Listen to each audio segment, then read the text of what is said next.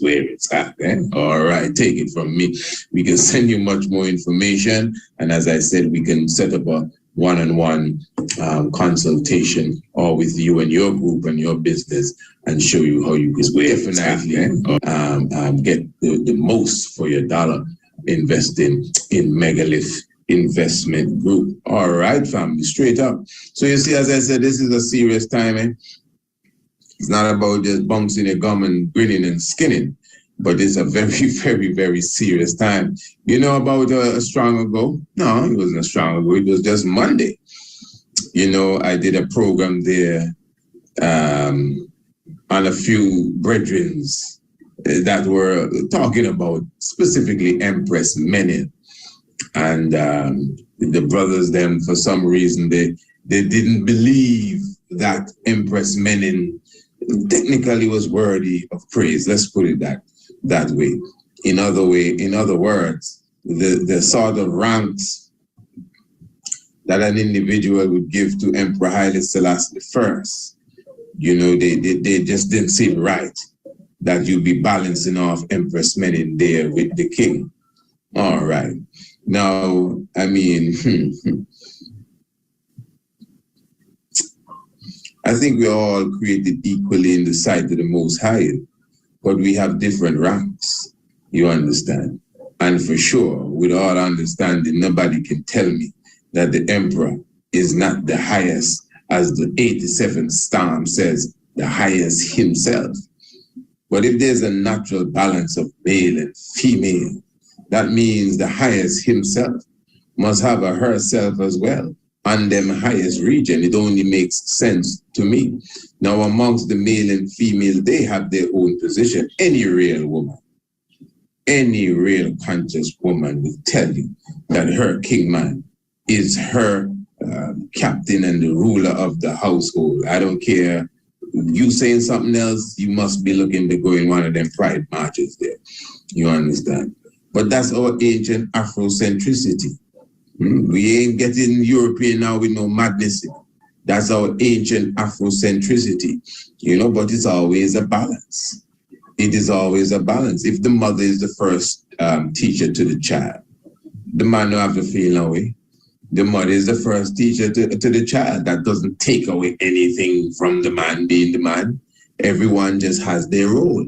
But that doesn't mean one is greater now or the woman is the greatest teacher because she is the first teacher of the child. And the man is supreme because he's the one that captained the ship. I'm sure any real captain definitely have to talk to the vice captain and say, hey, you think we're going good? You think we're going right? Take over the ship for the night. Let me see how you steer it. That's how the thing works. So when it comes to the sacredness of or the divine nature then of Haile Selassie I. And what I was looking at is just the relationship of Haile Selassie I and Empress Menen, because you got to keep in mind what the brothers were saying. One of the main points that they were kicking out is that Empress Menen gave up her crown and that she, you know, when the war was going on with Mussolini, she promised that she would give her crown to the church if they won the war, and they won the war, and she gave her crown to the church. And the brothers were saying, well, you know, the king made her a next crown and she still didn't wear that crown. But as I said, this picture that we're looking at here with the king on his crown, that's about it. After that day, you don't see the king with the crown. I mean, if you have a special picture, remember it was a 7-day celebration. There's this other picture where he's standing, I think, in one of the rooms after the coronation in the full regalia. That may be the very day, or it may be the day after, or somewhere even in the 7-day celebration day. But let's just be honest. We know that after this period of coronation, you don't see the emperor with his crown. I don't know if you can pull up one of them pictures. I would like to see it, with the emperor put back on all of this stuff here and put the crown on his head. And I honestly consider that a very humble expression, because the emperor we know is suit and necktie or khaki suit and hard hat and moving through like a military man in much humble fashion, really. not going on like if, well, you know, look at my crown, I have the most gold and diamonds and all of that stuff. Even if it's the coronation anniversary, the king come to the anniversary in his war fatigue. The king come to the party in his black suit and his tie. Yeah, no heavy robe and no heavy crown. And all of that is very symbolic. That's a symbol of him showing you that in a sense he's left that level to come on this level, to balance off and be with us as such. The spirit that dwells within the flesh that we know has crystallized itself in the flesh that we know, basically. And to me, in all symbolism, that expression of his existence amongst us, where he take off the crown and just put it aside and take off all them heavy clothes and put them aside and say, don't worry, I can slew Goliath without all of this armor here. Yeah, I find that as a very high sense of humility. So, you know, when it comes to Empress Menen, to me, to say that somehow we have to step down on giving her praises because she never wear the crown again. But what about the king? What about the emperor? You know, it's the same thing. And that was really one of the premise of my reasoning. And I say one for real because there were other things that were said. There was this comparison made with Empress Zaditu, who, as you know, she was the empress. She was the empress and her husband was not the emperor. And you know, that's a good example to use. Because ones were saying that, okay, Queen Elizabeth, well, that one wasn't a good example. But anyway, Queen Elizabeth, her husband, Prince Philip, he's not King Philip, but he's a prince. So what the brothers were saying is that the highlight is really on the queen and not the prince. But that's how it is. Even in the Ethiopian standard, when the woman becomes the empress, her husband don't become the emperor. Zaditu's husband, Gupsa Wele, was like a queen consort. That was his title as such. He didn't become emperor. But when an emperor becomes emperor, his wife just naturally become empress. So obviously you can see now. It's just like when you have marriage.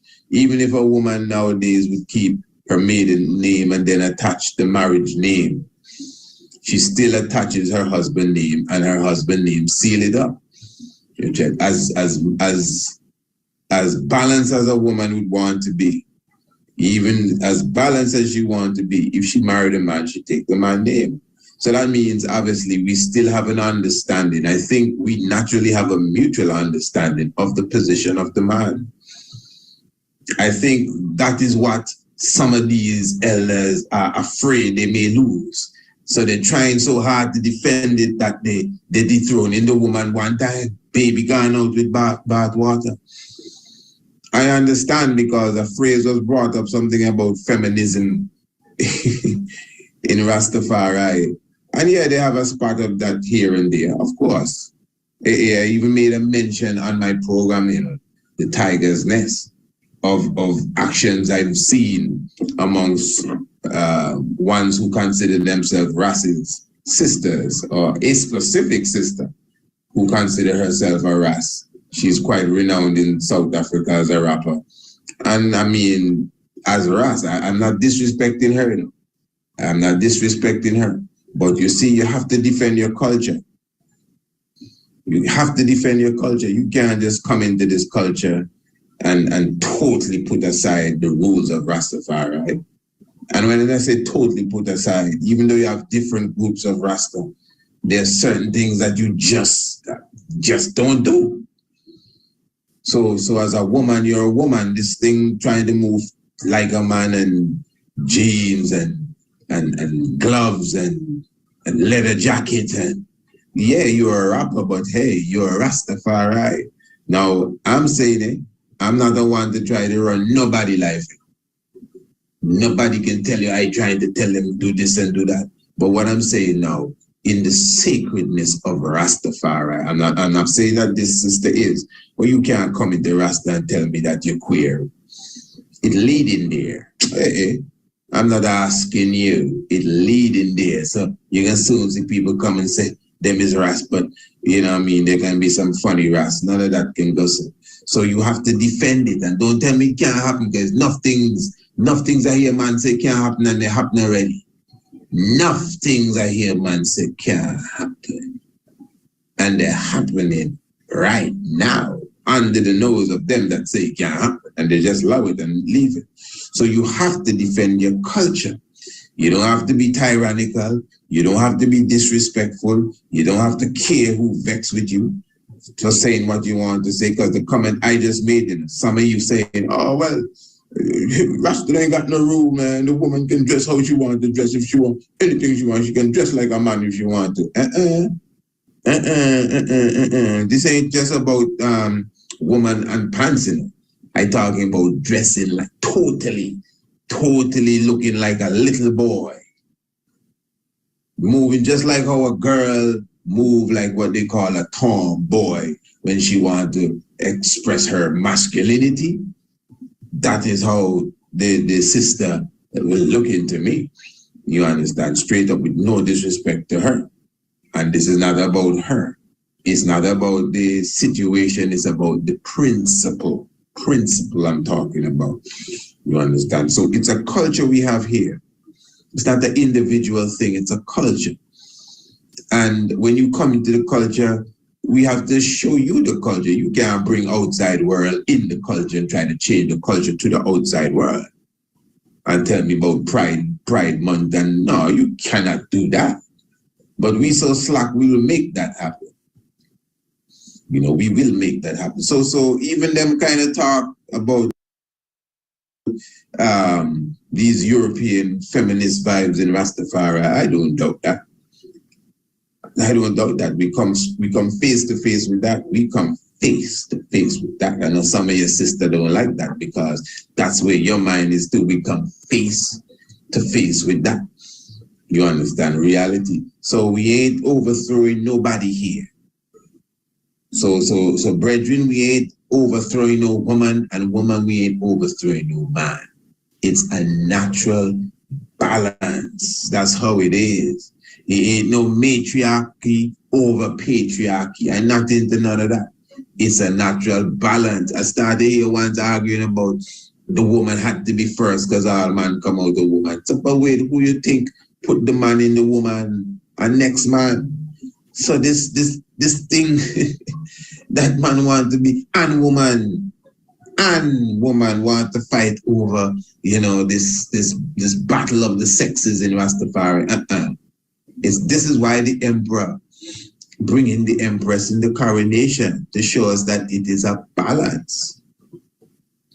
It is a balance. Is the emperor get crowned first? It's just a natural. But it's still a balance, not because it is the emperor's coronation and the empress's coronation. Is the both of them get coronated. It's not no one person, but I think we all could understand that the center point here is Emperor Haile Selassie I. Without a doubt. Nobody can deny that. Without a doubt. You understand reality. So even when the Empress Menen transitioned, the Empress spoke, I think it was the eulogy itself.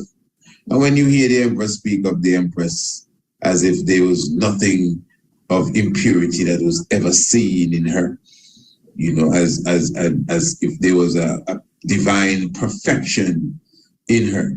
And of course, her works itself shows that. I even highlighted how the Empress would have officiated the opening of a mosque, an Ethiopian monk mosque, you know, monks mosque, male mosque, man mosque, and them Ethiopians strict with their mosque. Woman and so can't come in there. Not even a woman she can come in their mosque. But when the mosque was open, Empress Menen was the one that officiated the opening of the mosque, not of a church, you know, of a mask. And I you know, when I read that story first, I found that very deep. I said, wow. Especially having an understanding of how the Ethiopians flex with that one day, the monks in around of Deborah Damos, not even a female donkey and so can come up there. So you can see the meditation, but yes, they rally around Empress Menen.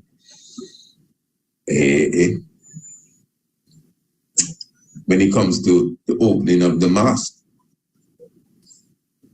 And you see the sciences now, this picture here is from that exact period, that exact time day, if I'm not mistaken, because the mosque was in, I think it was in Jerusalem, really.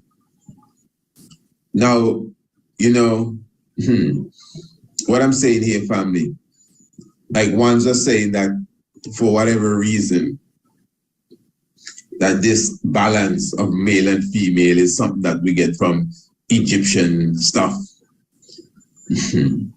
And let me say right here, the monastery it was, and that was in Jerusalem, the house of the monks, the monastery. And imagine in this time you still have Rastafari, that side way burning out Egypt.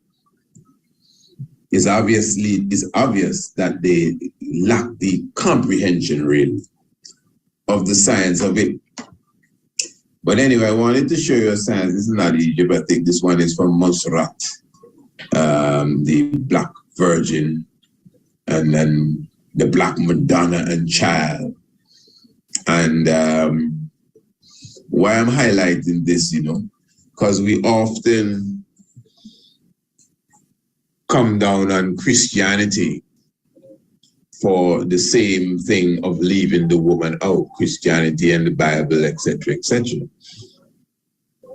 Now, it is obvious that in known Christianity, the woman is not in the Godhead. That's for sure.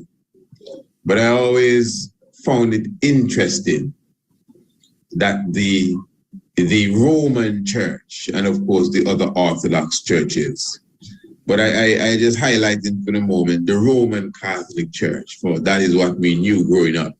I was never a member of that Roman Catholic stuff, but still, you know, growing up in Christianity and all of that, the Virgin Mary didn't really have a part to play. She just was the mother of the Christ figure, but she wasn't. There was nothing special too much about her outside of that. But yet, still in the Catholic world, the Catholic, you know, man, the same church all of these other churches ran away from and broke off from. So their mother church, as we all know, have a very special place for Mary. She may not be God, but she's definitely the mother of God. Them fellas wake up every morning and pray to her, to Mary. Interesting. And this is Roman Catholic I talking. You don't get no more Roman than that. And they wake up in the morning with a little juju bead or whatever they have there, and they pray, Mary, Mother of Grace. And she the one, you have to talk to her. And she carried the praise to her son. And he carried the praise to the big fella. Or else your praise don't reach nowhere. Mary. Well, it may not, and of course we all know that no matter what picture they have in the church, for sure in the cellar, they have the Black Madonna. You understand? All over Europe, Russia, these different places you go, and you see the statue and the portrait of the Black Madonna, the Black Mary. But again, she is venerated. Now, let me show you a little science here. Now, this is the picture of the Last Supper. And we know the Last Supper is when Jesus and his disciples went and they broke bread and they eat and XYZ. And then afterwards, he went and got crucified. The Last Supper.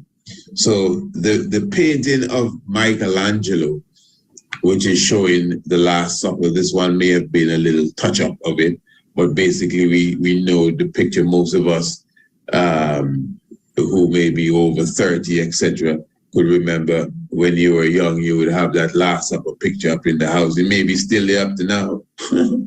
When you see the Christ figure in the middle, and on his left is 6 disciples, and on his right is 6 disciples. And of course, many ones consider that to be the sun and the 12 zodiac sign. And of course, you can go into that all day long. There's nothing wrong with that. There's reality in that, but don't just get stuck there and think that's exactly what it means. That's all it means. It doesn't mean that picture just means the sun and the 12 zodiac signs. Okay, I agree.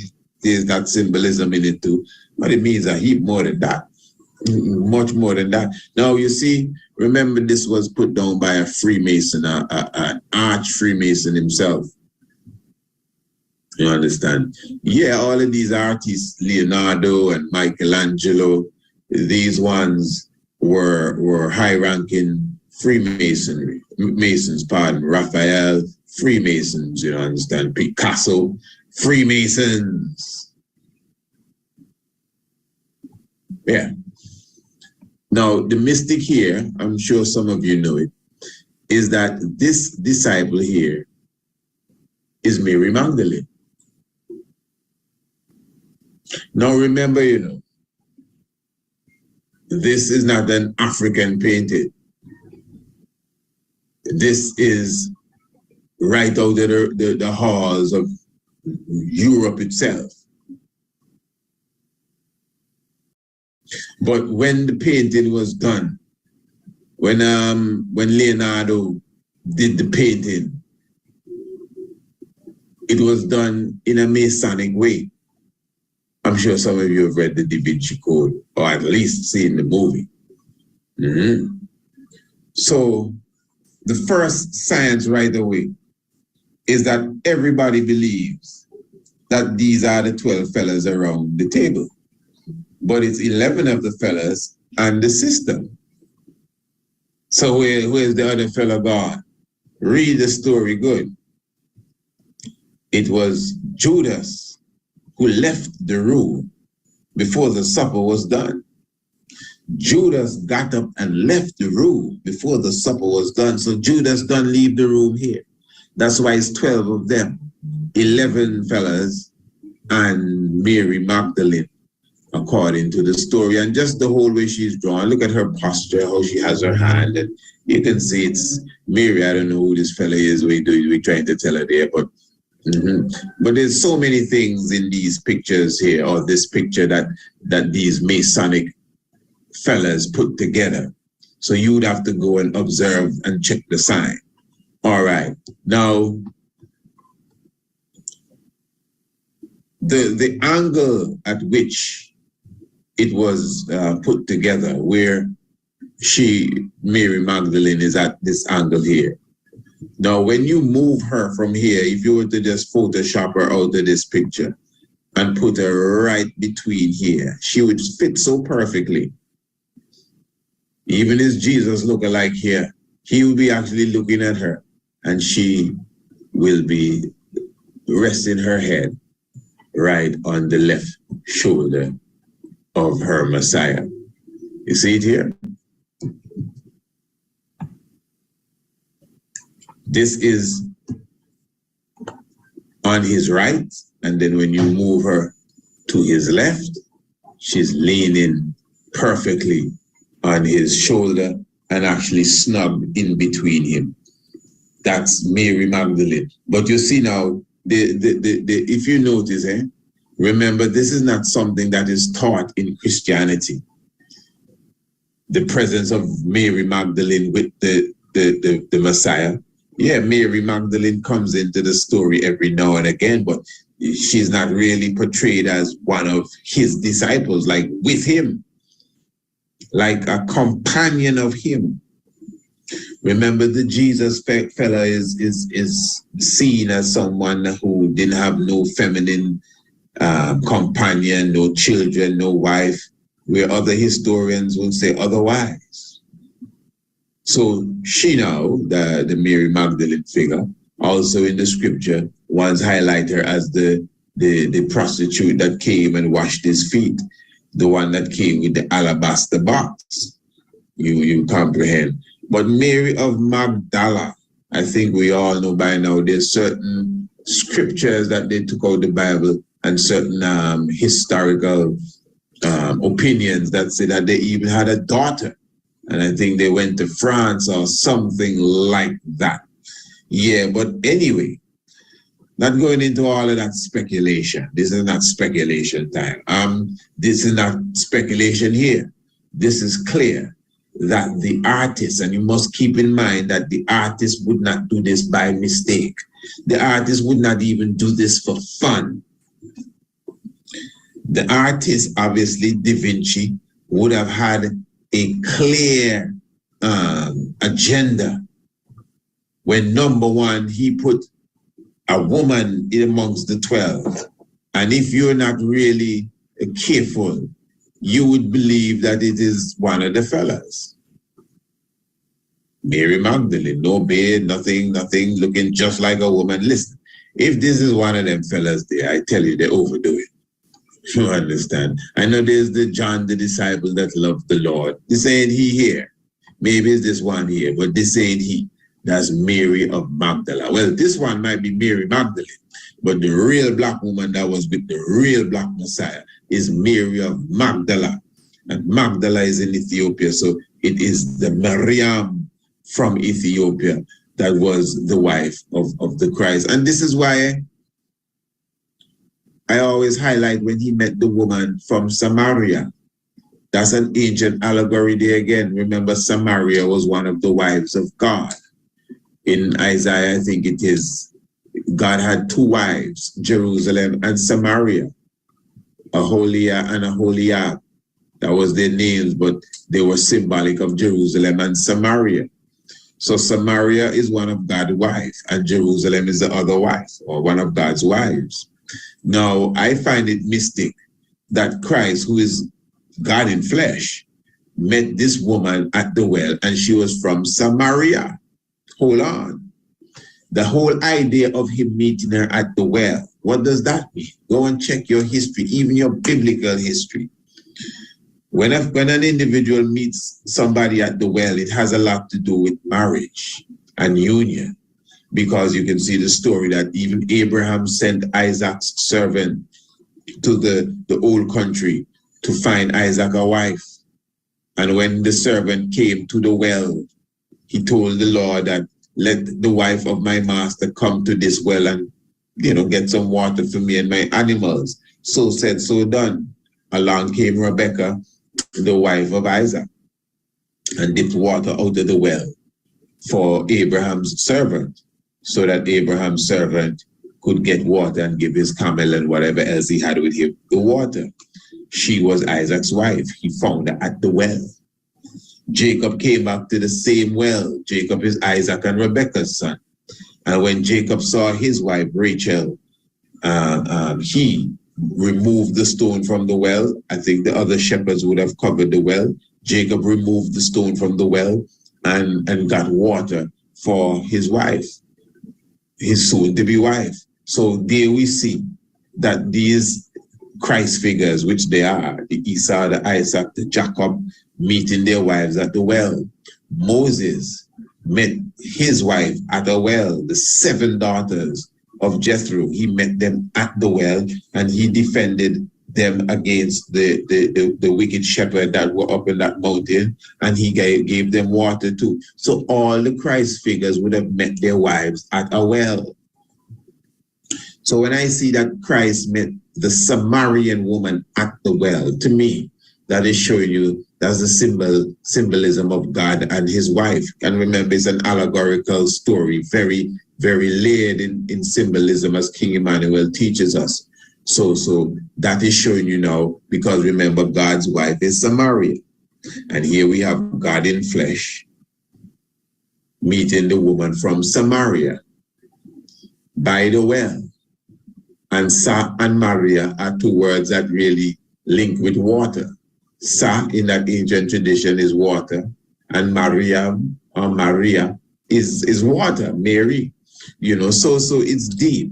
So the whole concept of Christ and the woman, even in the Jesus level of it, It's there because the main Jesus artist, I don't know if somebody would have arrested them for making it play, but the Jesus artist himself had to, shroud it in mystery, where you now would have to figure out that this is the wife, or the woman at least, of the Jesus. Because remember, that is how these fellas do their artwork, with symbolism, esoteric vibration, in some form of mystic way.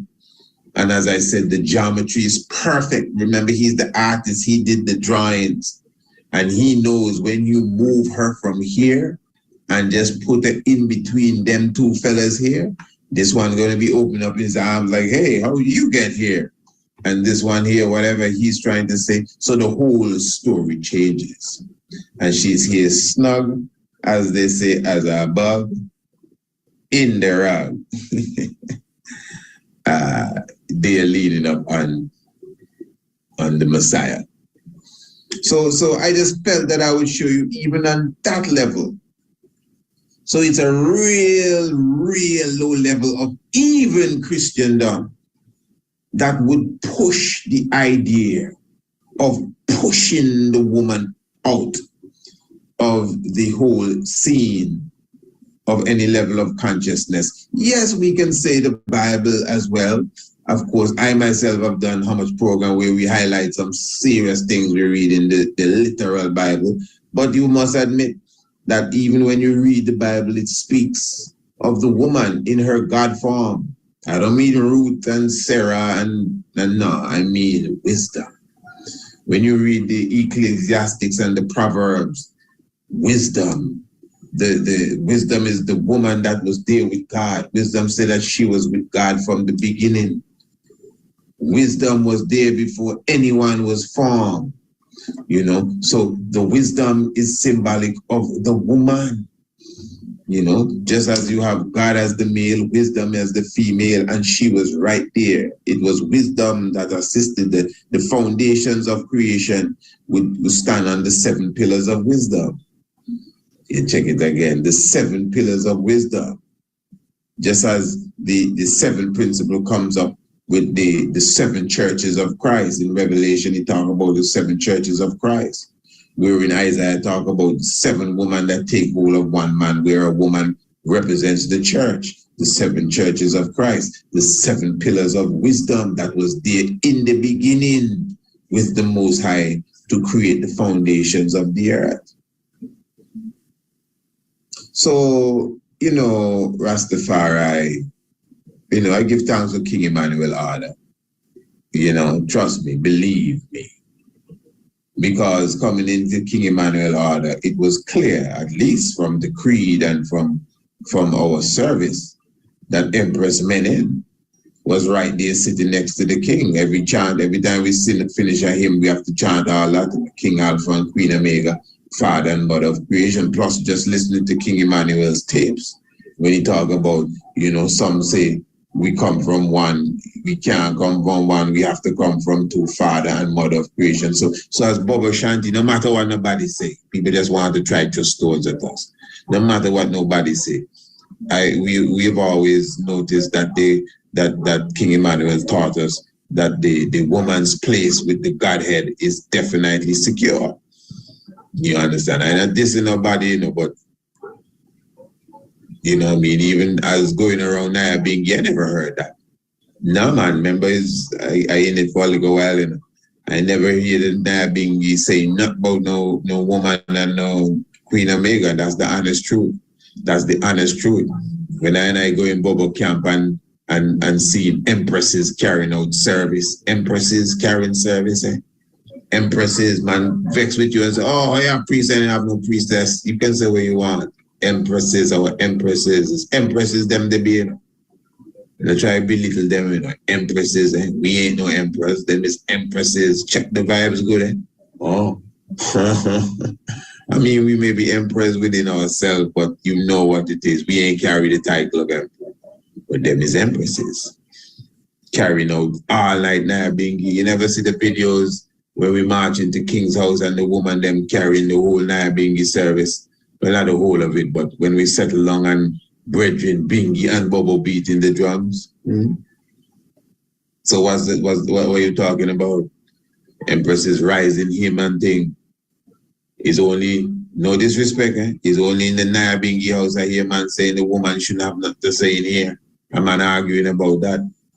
And then around 2003, as they say, Muta Baruga came on stage at a conference in Jamaica and let one know that, hey, it's time that we heal the woman. Well, of course, Muta thinking so long time. And then a lot of ones say, hey, the man right and so and so. But, well, give thanks for the word sound. But I and I have been doing that from such time. So we can't be taking a step back now, brethren. Nah, man, no worry, man. Heal Empress Menen. If you're not too sure, we'll figure it out later, but heal Empress Menen, man, because you have to have that balance there. It don't look right to me. It don't even make sense. That balance must be there, that the motherly figure. And who better than the wife of King Haile Selassie, Empress Menen? Even on her own, she proved herself, her humility, and just the same thing with the crown. That alone shows you, yeah, man, that's our mother there. The kind of deal, if you want to call it, she make with the universe that she'll give up. That just shows she understands the importance of the crown. But she'll give it up to save her children's life. And even if the mama have on the heavy crown, just like the emperor have on the heavy crown, mama does wear her tihara. Them little skinny crown there. Yeah, man, the best men does flex them there too.